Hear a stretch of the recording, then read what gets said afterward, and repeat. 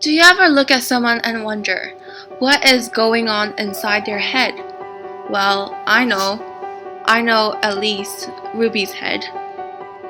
Hi, I am utilitarianism. I am the philosophy that makes most people happy and seeks for the best. It was amazing.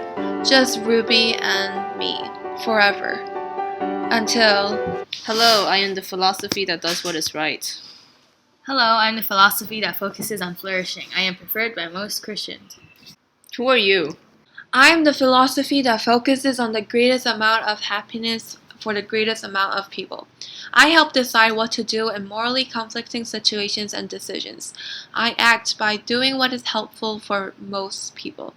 Utilitarianism is a part of a larger group called consequentialism, meaning that an act is judged by its consequences. The ends justifies the means, so it doesn't matter what we have to do in the process of the act being done. If more people benefit from the act, then it must be moral. I was the first philosophy in Ruby's head. Well, rules are important. They keep us in line and let us know what to do. I mean, we can't just let Ruby do immoral things. I will make her a good person. Deon comes from the Greek word for rule or duty, and it is my duty to make sure Ruby only does what is moral.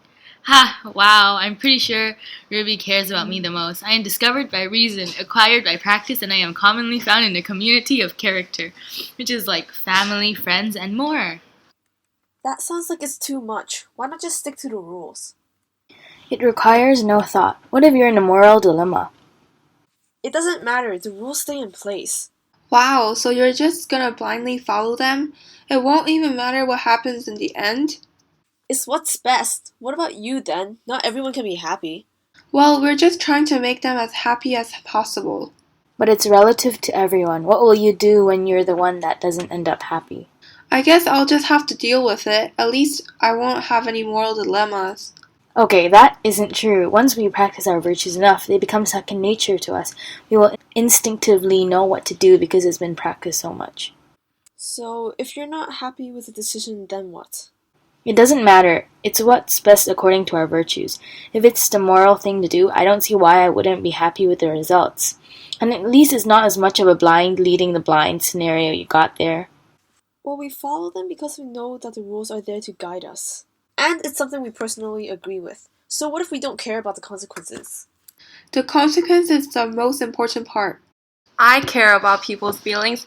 I'm for the happiness for the most people. If everyone is happy, then Earth will be at peace. No, mine is the best. I follow all the rules. Society likes me. I'm a good person. Christians are good people. Good people prefer me. I am the best of all. No, mine is the best. Okay. So how did you guys end up coming into Ruby's brain?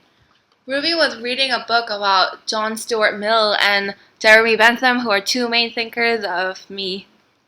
I came into Ruby's brain because she had to read the Bible for her biblical ethics class and other books related to Lactantius and Aristotle, who, by the way, is the founders of virtue ethics.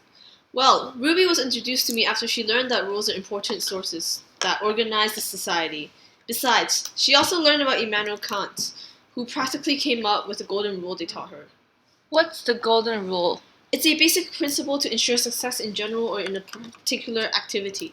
Matthew 7:12 says, "So in everything do to others what you have them do to you, for this sums up the law and the prophets." Kant summed this up as the categorical imperative, which is a way to reduce morality down to a user-friendly system. Basically, if you think that something should be a universal law, you're obligated to do it. And if you live by it, you live morally. Well, in contrast to you, we have the four cardinal virtues. That's prudence, justice, fortitude, and temperance. Prudence is the ability to judge well and apply morals, while justice is the ability to give what is deserved. Fortitude is courage to stay moral despite circumstances, and temperance is exercising things in proper moderation and order. Among all these virtues, the one that Aristotle considers to be the most important is fortitude, which is courage. The ones that Christians tend to think is most important is normally prudence.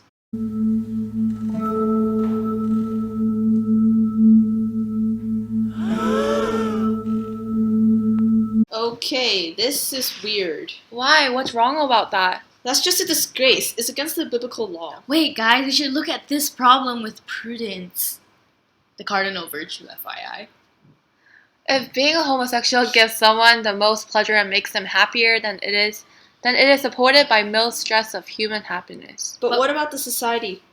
Well, if the relationship is approved by both involved and no harm is done to society, then it is acceptable. Well, Leviticus 18:22 stated that do not have sexual relations with a man as one does with a woman. That is detestable. These people are doing what's wrong in God's eyes. Hey, let's think about this issue with prudence.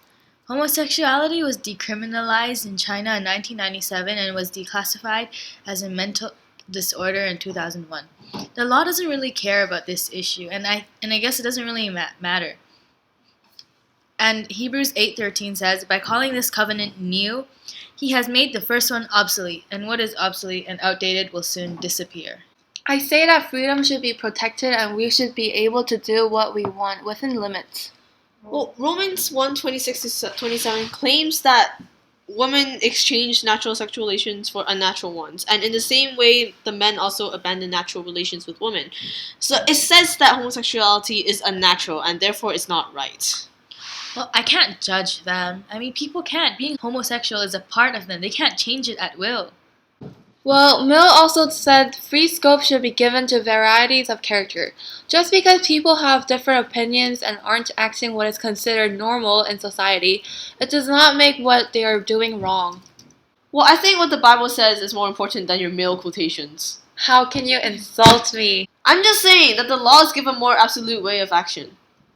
Even though the Bible might say it's wrong, it doesn't give us the right to judge others. Therefore, we should just love them and let God do the judging. I guess that's reasonable. Yeah, if that's the law, I guess I should abide by them as well.